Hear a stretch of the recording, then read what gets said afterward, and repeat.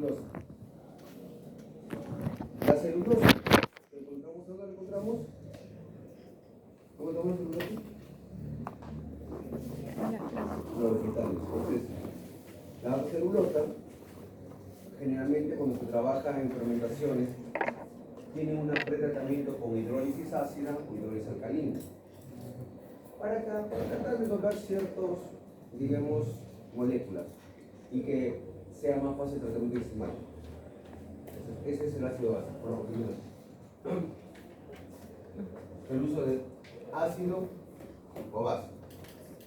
Por deformación, le dije la semana pasada que las enzimas, digamos, sufren un cambio conformacional de acuerdo al sustrato al cual van a degradar.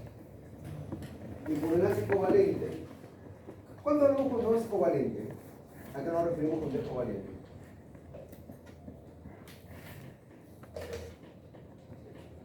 ¿Cuándo hablamos con enlace covalente? ¿Cómo es su química? Covalente. Porque entre los covalentes podemos hablar de polares y no polares, o polar o apolar. ¿Se acuerdan? Y hay un, no me acuerdo, pero hay un valor mayor que uno no sé cuánto para decir que es polar o apolar. Pero tiene que ver mucho, ¿por qué? Porque no son libres, los sistemas están compuestos por aminoácidos y muchos de estos aminoácidos, digamos, tienen estructuras hidrofóbicas y hidrofílicas. Cuando me refiero a eso, me refiero a las cadenas laterales. Es decir, hay aminoácidos como la glicina, que es la más sencilla, de la E resuelve un hidrógeno, y hay aminoácidos como el triptófano, en el cual su cadena lateral es un ciclo del benceno o un compuesto cerrado. Entonces, ese tipo de cadenas laterales, ¿sí?, va a permitir que los enlaces sean mucho más fáciles o mucho más fuertes.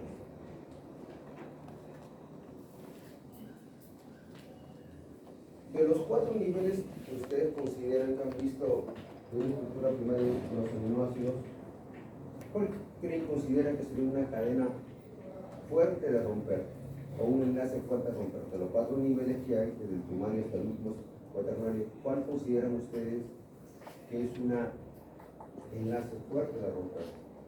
Así nomás no se rompe. El hidrógeno, ¿qué dicen?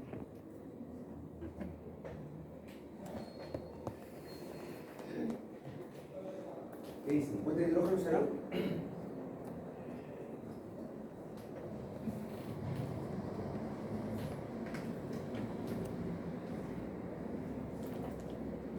Si partimos del primero, ¿cuál es el primer enlace que hay? Niña, ¿te acuerdas? En la estructura primaria, ¿cuál es el primer enlace? ¿Ah? ¿Cuál es el primer enlace en la estructura primaria de las proteínas como decimos? Peptídica. Esa es la secundaria, fuente de hidrógeno.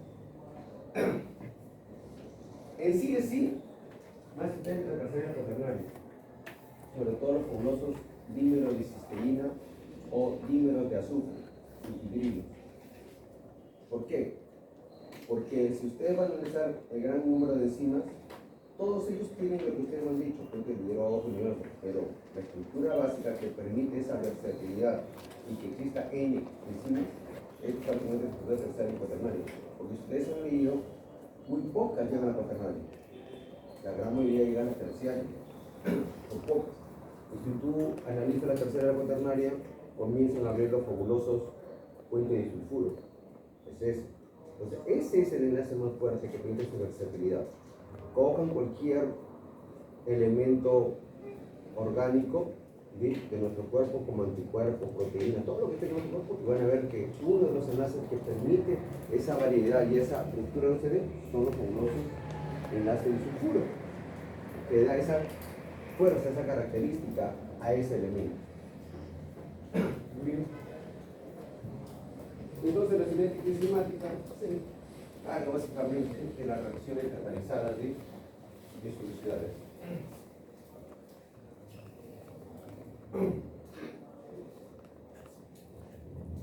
Si tenemos estos dos parámetros que he mencionado, los otros dos parámetros complementarios es este señor y este señor. Es decir, de enzima y el sustrato. Es decir, la concentración de enzima y la velocidad del sustrato también van a afectar a la velocidad, como veremos más adelante. De hecho, de que haya poco sustrato o algo sustrato, va a haber una afectación.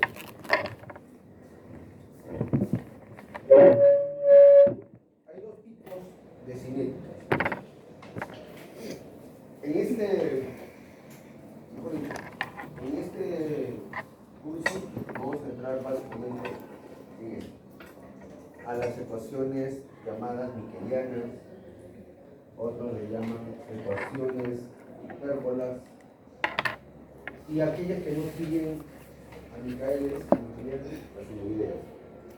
O mejor dicho, estas son enzimas, ¿sí? Las que nosotros conocemos, y estas son enzimas alostéricas, que tienen otro tipo de funcionalidad. El alosterismo, ¿sí? El alosterismo básicamente se da en las células, más que todo humanas, dentro de un cuerpo, porque es más complejo. No se olviden que las enzimas que tenemos son más complejas en el cuerpo, tienen muchas reacciones. Y, como dijera, ¿cómo es posible que tengamos 1 millón de antígenos y solo 5 anticuerpos para 1 millón de antígenos? Porque hay un montón de problemas. Virus, miles de virus, miles de bacterias. ¿Y cómo es posible que solamente 5 anticuerpos, ¿sí?, puedan contrarrestar todos esos antígenos? Entonces esos 5 tienen que tener una variabilidad, es decir, adaptarse a todas esas características antígenos. Entonces, si nos por acá, las enzimas miquelianas son las que nos interesan porque tienen que ver más que todo con la parte microbiana, bacterias, hongos y por ahí de repente microalgas, porque son más sencillas, son más fáciles de estudiar y es lo que necesitamos.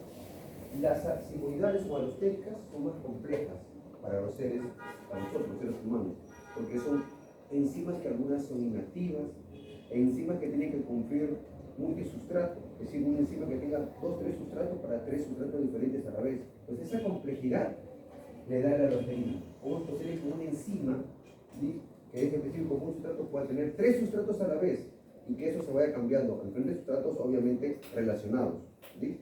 Entonces, ese es el alosterismo, es más complejo. Esa parte hay que entenderlo así. Pero nos vamos a centrar en estas, en las primeras, que son las que ustedes más van a trabajar y las que más pide la industria. Esta está más enfocada al área de salud, es más compleja. No es fácil de determinar tampoco con un laboratorio como el que tenemos. Las otras sí, se puede ver. Pero ambas se ven afectadas por los factores que se dicen: KM, Pmax, sustrato y enzima.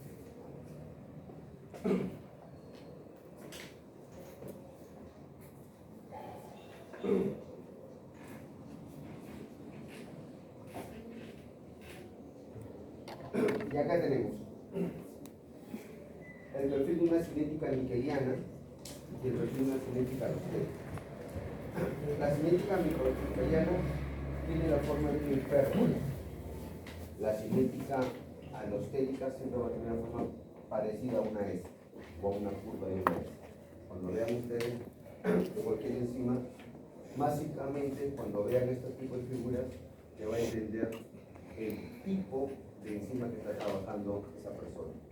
Ambas tienen lo mismo: concentración, velocidad, KM, es lo mismo, los mismos factores de efecto, pero esta es más compleja cuando se va a trabajar y ver los inhibidores, es mucho más tedioso. Ya que se lo que le dije, lo que se me han dicho. Estos son factores: concentración de enzima, concentración de sustrato, pH, temperatura y inhibidores. Acá el tema de inhibidores hay que tomarlo más que todo como modulador. ¿Por qué? Porque hay algunos que inhiben algo negativo y otros que inhiben algo positivo. Pero es un término que lo utilizan casi todos los libros: inhibidores. Yo más lo utilizo más de otro libro de Strayer, que lo habla como un modulador. ¿Por qué? Porque puede, de cierta manera, algo que tú consideras debe adaptarse y algo que tú no quieres que sea, no quieres que sea positivo o negativo, o una retroalimentación.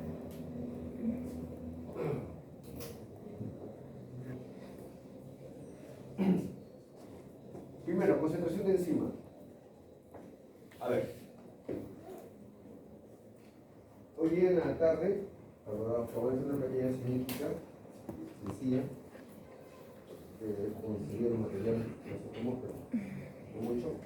Van a ver ustedes, si se podría leer un espectrofotómetro, que van a ver que hay una diferencia proporcional. Esta diferencia proporcional, ¿cómo lo ven? Que va hacia arriba. ¿Directo o inverso? Esta diferencia proporcional directamente. Significa, conforme la enzima va aumentando, se va formando el producto a través del tiempo. Una directamente proporcional. Entonces, eso se da cuando tú mezclas concentraciones de enzima con sustrato. Conforme la enzima va trabajando, va formándose el producto. Pero eso está directamente, va a llegar a un momento a un tope. Más, por más que agregues el sustrato, no tienes que agregar el sustrato, el producto va a dejar de formarse. Entonces, ese tope es donde ya, digamos, que tenemos que determinar es la velocidad máxima que tienes enzima, en particular. Es decir, en una reacción enzimática, al inicio, ¿sí?, o en todo caso, en los primeros minutos de la reacción, hay una directamente proporcionalidad entre la cantidad de enzima que se va trabajando con la cantidad de producto que se va formando. ¿Hasta qué momento? Hasta que se va a saturar la enzima. Dice la figura. La primera parte es esta, que va creciendo y va a llegar a un momento que esto se va a saturar. ¿Por qué creen que se satura la enzima? ¿Qué creen que está pasando?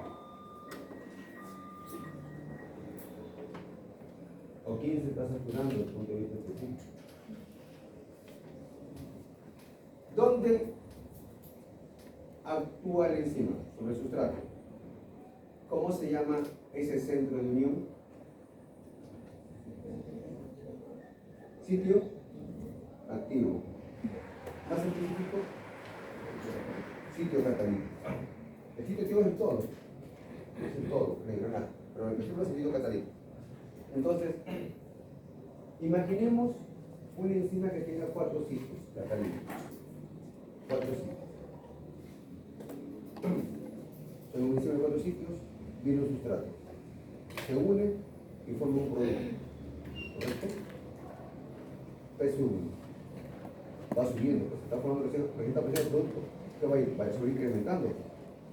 Viene otro sustrato y se forma un producto número 2. Y va a ir aumentando. Viene tu sustrato y forma un producto número 3.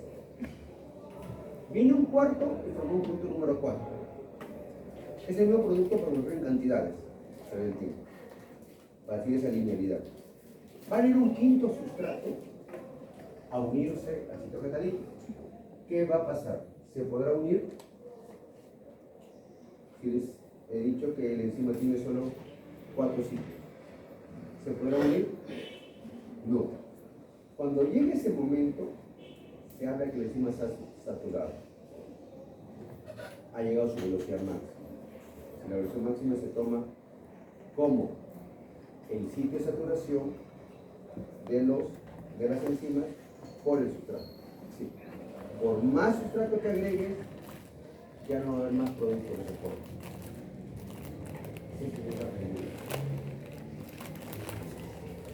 No te olvides que ese es el sustrato, la velocidad. Punta, pero un momento que la velocidad máxima de enzima se van a saturar.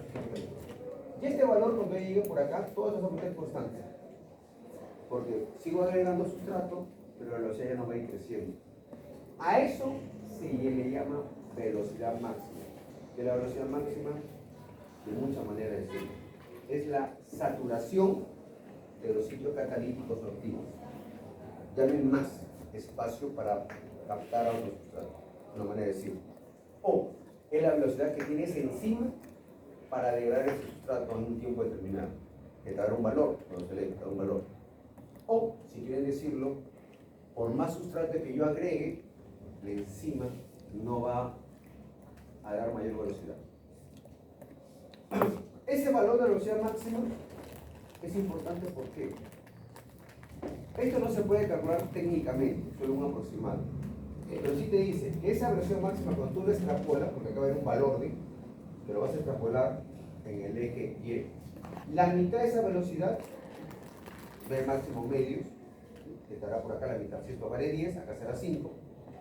Esto, si lo extrapolo acá, me va a dar lo que nos interesa, que no es un factor, pero es un determinante, el KM.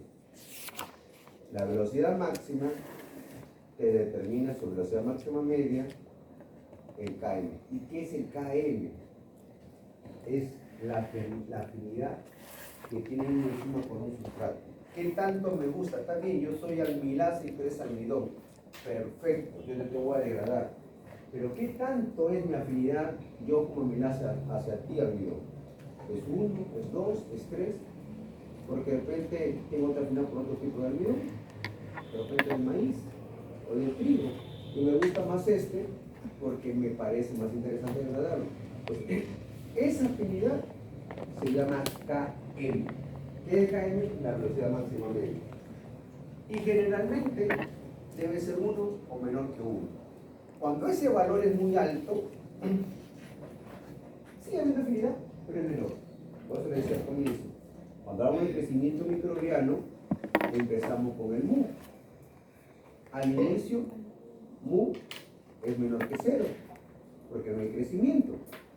Cuando viene la fase logarítmica, mu es mayor que 0.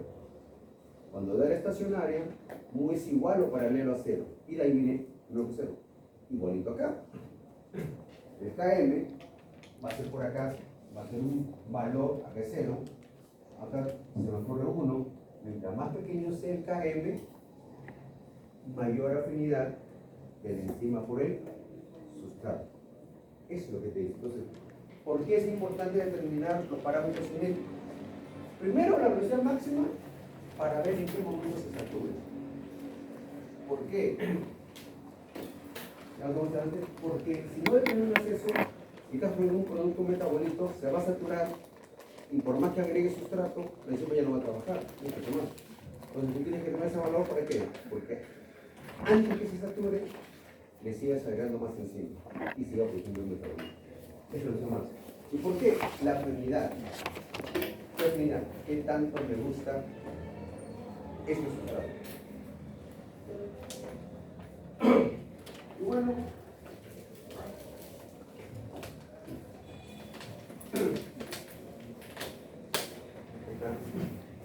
velocidad máxima media, estos fueron los señores que propusieron eso. Y se dan cuenta, ellos al principio ¿ya? No podían evaluar tanto. ¿Por qué? Porque hubo siempre ciertas restricciones, porque la gente no creía eso y muchas cosas. Pero ellos son los que más o menos hace 40, 60 años, el señor Michaelis y Leonor Mendes propusieron esta cinética, y me parece que lo pusieron de la tripsina, de un cerdo. Siempre uno siempre tratan con enzimas de animales y vieron este tipo de comportamiento. Bueno,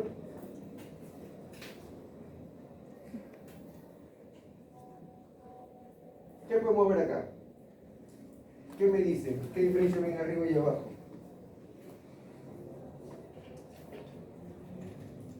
¿Qué podemos ver aquí?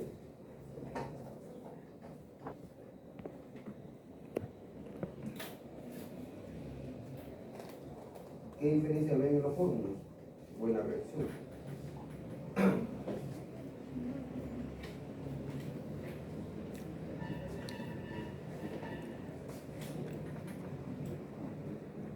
¿No ven?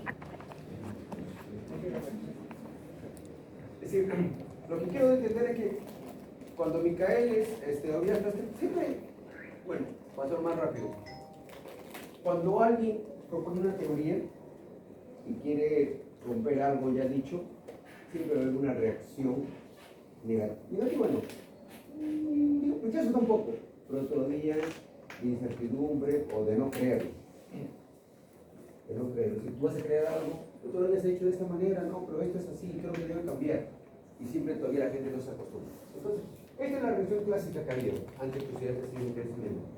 Decía que el enzima y sustrato es una relación reversible y es un producto. Pero está bien, cuando se fueron dando esas cosas, ellos dijeron, pero no debe ser así. Entonces dijo, eso es correcto. Pero dijo, la primera parte, cuando se une el enzima y sustrato y se forma el mismo sustrato, este complejo, esta situación sí es reversible. Pero el momento que ya el enzima y el complejo se formó y ese estado estacionario comienza a formar un producto, uno, insignificante, esta reacción ya es irreversible. Sí. Denotaron de que cuando hay este fabuloso complejo enzima sustrato y comienza a formar el primer producto, por más insignificante que sea, ya ese tipo ya no lo puedo llamar yo que sea reversible. Es irreversible. Y bueno, en base a ello, dieron estas propuestas. Porque dijeron, ustedes dijeron que la concentración del sustrato es mayor que la concentración del enzima. Cuando uno trabaja con enzimas, las enzimas tienen muchos sitios catalíticos y el sustrato es mayor porque lo que queremos formar más producto.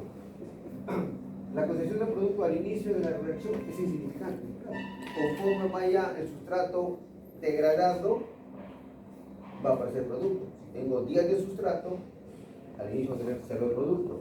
Tengo 9 de sustrato, va a aparecer 1 de producto. Y así, cuando yo tenga 0 de sustrato, va a ser 10 de producto, porque va a ser degradado el producto. Y finalmente, el paso limitante de la velocidad es la transformación del complejo enzima sustrato a coeficiente paso limitante.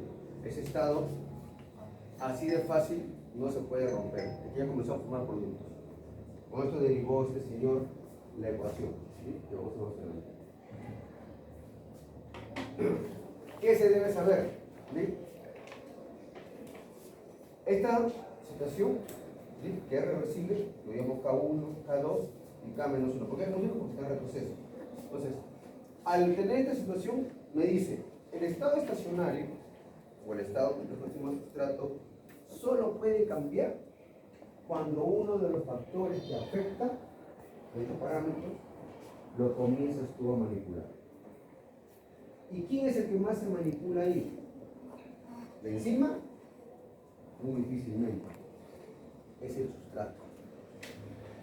Sí, cuando tú incrementas el sustrato o decrementas el sustrato, tu curva se va a linealizar o se va a acentuar. Esa curvita, si incrementas, bien se pone más máxima o bien se linealiza. Entonces, cuando uno agrega, algunos suplente o disminuye el sustrato, puede linealizar o seguir produciendo el producto. Eso es lo que se dice. Y bueno, en base a ello, ¿sí?, te da estos valores o estas proposiciones. Sustrato. El sustrato es el que tú eres el que le agrega, que vas a agregar. No hablemos todavía del producto porque es el sustrato. El efecto de la condensación del sustrato en la velocidad de una reacción enzimática muestra dos etapas. La primera, la velocidad de la reacción aumenta, como he dicho inicialmente, gradualmente hasta acercarse a una velocidad máxima. Punto 1. Que enzima del sustrato va a aumentar gradualmente, porque está formando producto, va a desaparecer el sustrato y formar el producto. Y segundo, la velocidad se mantiene constante, por otro punto, pues todos los centros activos de las moléculas de enzima han sido ocupados por el sustrato. Se dice entonces que está presente un componente de saturación. ¿Sí? Miren, muy importante el sustrato en la siguiente. Es decir, que tú tienes que trabajar. Y los sustratos pueden ser el mismo, pero tienen diferentes cosas. ¿Ah? Me ha pasado, es decir, puede ser amilón y amilasa, pero los productos no se forman iguales. Por si acaso. Quiere decir, el sustrato es muy importante. Bueno, a conclusión de esto, aparece lo que dije. P max, velocidad máxima es KM. Entonces, los parámetros importantes, velocidad máxima, que es de cualquier enzima, es diferente. La capacidad que tiene para llegar al sustrato hasta su saturación. Y como consecuencia, su KM, el valor de concentración del sustrato, para el cual se ha alcanzado la velocidad máxima. Pero, ¿qué es KM para nosotros? Lo más importante es la medida de la afinidad de enzima por su sustrato. La afinidad, qué tanto me gusta. degradar. A menor KM. ¿Qué es menor? Que llegue más a 0. Realmente entre 1 y 2. Mientras más pequeño sea, la afinidad será mayor. Si se aleja más, porque puede haber KM por acá, no hay problema. Su afinidad, sigue habiendo afinidad, sí. Por eso vienen los procesos alfa-amilasa, beta-amilasa y todo lo demás que ustedes consiguen por la policaína. Bueno, acá es más o menos lo que pasa al inicio y al final. Lo que ven acá son los enzimas de sustrato, cuando hay una baja consumo de sustrato, cuando llega al 50% de enzima con sustrato, la mitad cae, y cuando ya se saturó, velocidad máxima. Es al inicio, es a la mitad y es a la saturación. Si se dan cuenta, hay un montón de sustratos que no está siendo degradado. Al inicio de la reacción, a la velocidad máxima media, 50-50, y cuando están en la curva, hay un montón de sustratos, a la vez cuento, las enzimas están saturadas su ciclo. ¿Cómo suspendes? Sacando sustratos con el bien.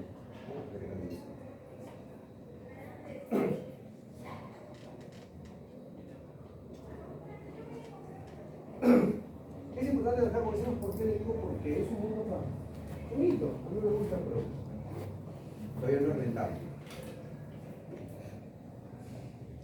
No es rentable desde el punto de vista empresarial, pero sí se está utilizando en estos últimos años bastante las enzimas. Y se utiliza, bueno, voy a decir por muchas cosas, porque es económicamente usar estas enzimas de grado alimentario es mejor, porque esta palabra que está de moda es más ecoamigable, y porque uno ve oportunidades.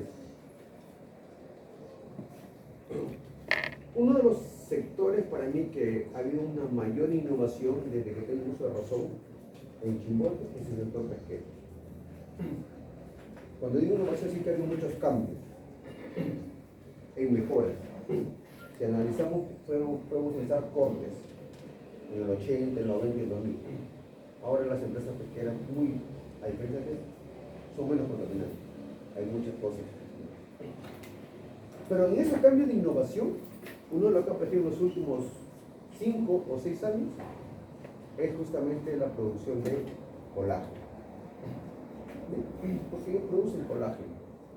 Y uno de esos colágenos que se producen no lo tienen nada más así, es decir, utilizan residuos que han desagotado, como la cabeza, la cola y las escamas.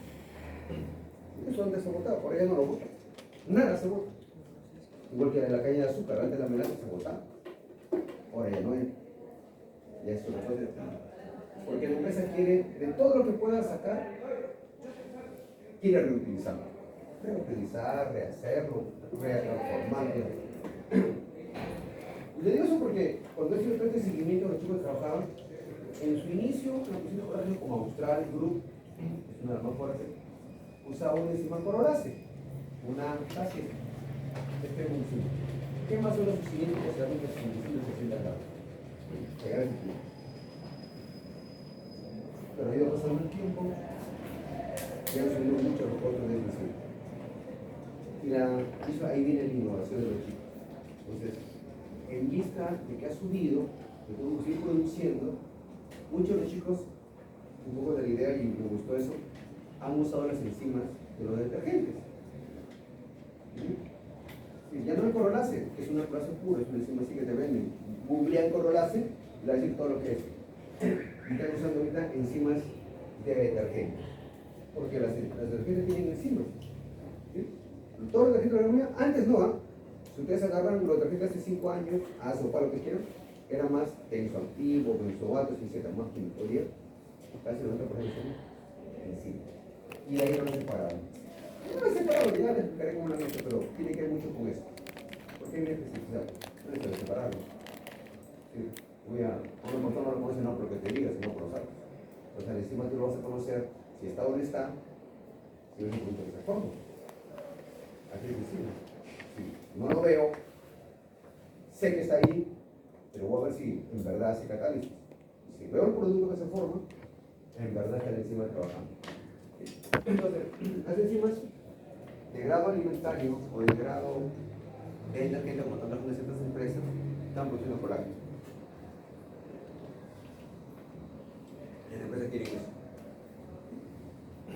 En ese sentido, se ha habido bastante innovación en cuanto a las enzimas. Es decir, trabajar con una enzima pura es altamente caro. 5 gramos o 5 miligramos, no me acuerdo bien, 1.200 o 1.300 soles. En el Perú se usa enzimas de grado alimentario. Es más económica y es más rica. ¿Hay desventajas? Ya ustedes lo verán en el examen. ¿Qué desventajas hay? Bueno, acá estamos haciendo únicamente esta es la etapa rápida, la etapa lenta, en la cual ellos formularon su hipótesis. Esta me interesa. ¿Qué pasa con el sustrato? A través del tiempo va a decaer. ¿Qué pasa con el producto? Obviamente que está haciendo va a aumentar. Pero y encima obviamente, esto dice que al inicio está bastante, no es que acá desaparezca, sino que acá encima el sustrato como un complejo.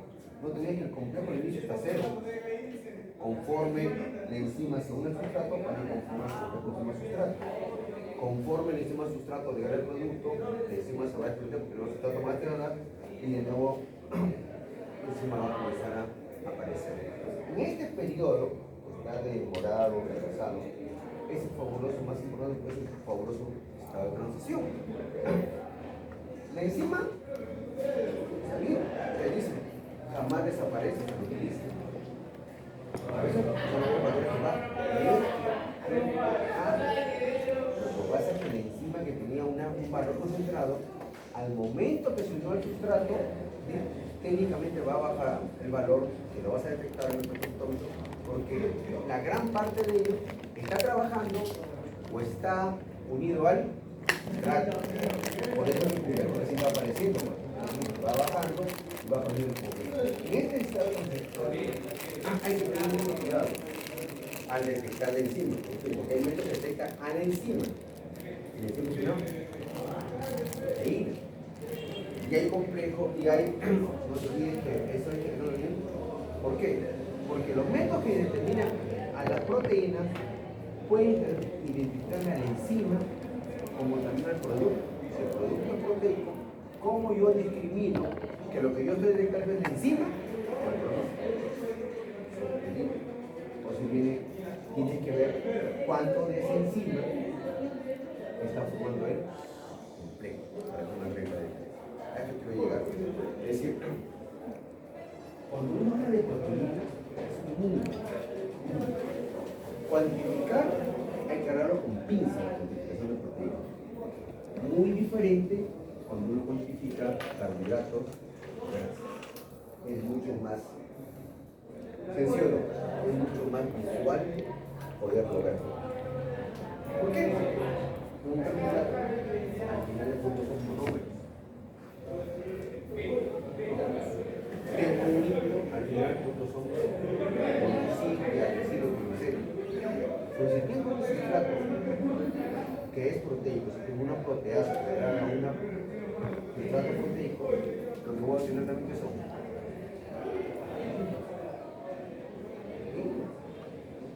por lógica, pues. Dice, voy a degradar la carne con sustrato. ¿Qué vas a hacer? Una enzima, una proteasa. La proteasa, ¿cuál es su naturaleza? Proteica. ¿Producto que va a formar? Proteicos. Entonces ahí es complejo determinar al final, porque los métodos de Bradford, todos los que se llaman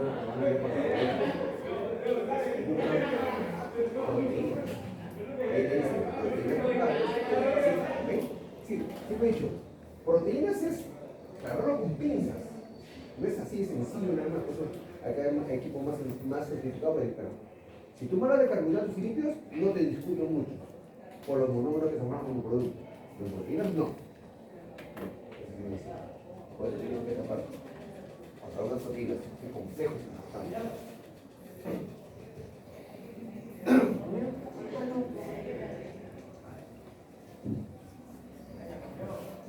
Y acá tenemos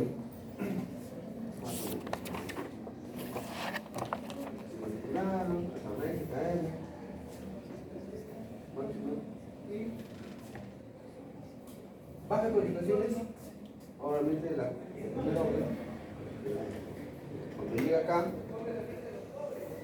es de orden cero. No hay más, va a ser una constante.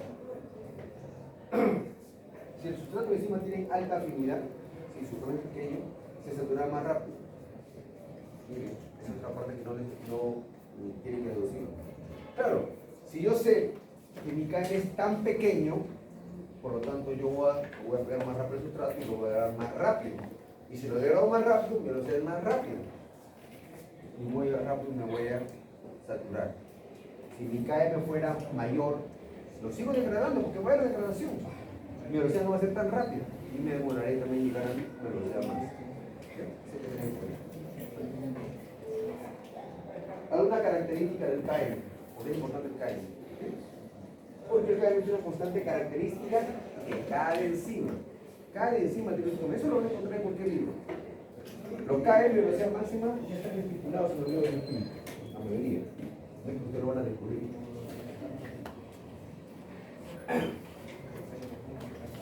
¿Qué más dice? Matemáticamente es aquella concentración de sustrato a la cual la velocidad de la reacción es justo la mitad de la velocidad máxima. Estamos diciendo que la velocidad máxima, la mitad de la velocidad máxima media, es la que te da el KM. El KM de encima nos indica la afinidad del enzima por sustrato. A menor KM, mayor afinidad. O al inverso. Mayor KM, menor afinidad. Comparando distintos KM de distintas enzimas, aquellos KM menor alcanzarán la velocidad máxima más rápida. Dicho de otra manera, el grado de afinidad de una enzima por sustrato será mayor para los KM más bajos. Quiero concluir con esto. Obviamente es lo que yo necesito. KM bajos, mayor afinidad, mayor velocidad, mayor producto. ¿Correcto? No necesariamente es así. Eso va a depender mucho del proceso. Creo que la verdad. ¿Quién me dice? Lo ideal y lo real. Una enzima, al tener un KM más bajo, de 1 cerca más a 0, 0,8 límites, obviamente tiene mayor afinidad. Correcto. Si tiene mayor afinidad, mayor velocidad. Y si tiene mayor velocidad, se forma más rápido el producto. Perfecto. Pero no necesariamente es lo que yo les quiero decir. A veces es bueno tener un KM un poco alto. ¿Para qué? Para que el producto que se forme, digamos que entre comillas, demore un poquito más.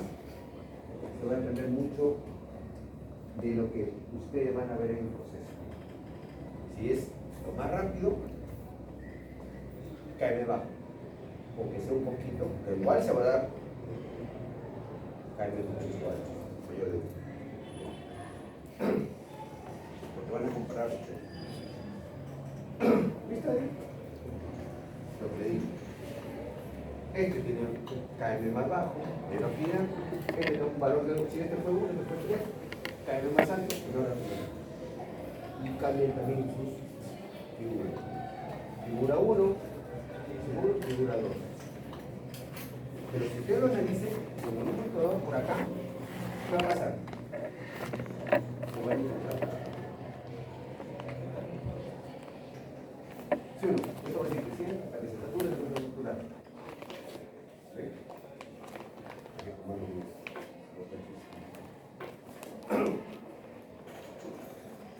Bueno, algunas KM, ¿sí? Eso está en todos los libros, sobre todo en los ejemplos acá, de la catalasa, como trabajo de día, de la exoquinasa, ¿sí? Es importante porque la exoquinasa, ¿sí? Se pone en el cerebro, porque se puede encontrar su complementación en el hígado, la glucosinasa o el músculo, a pesar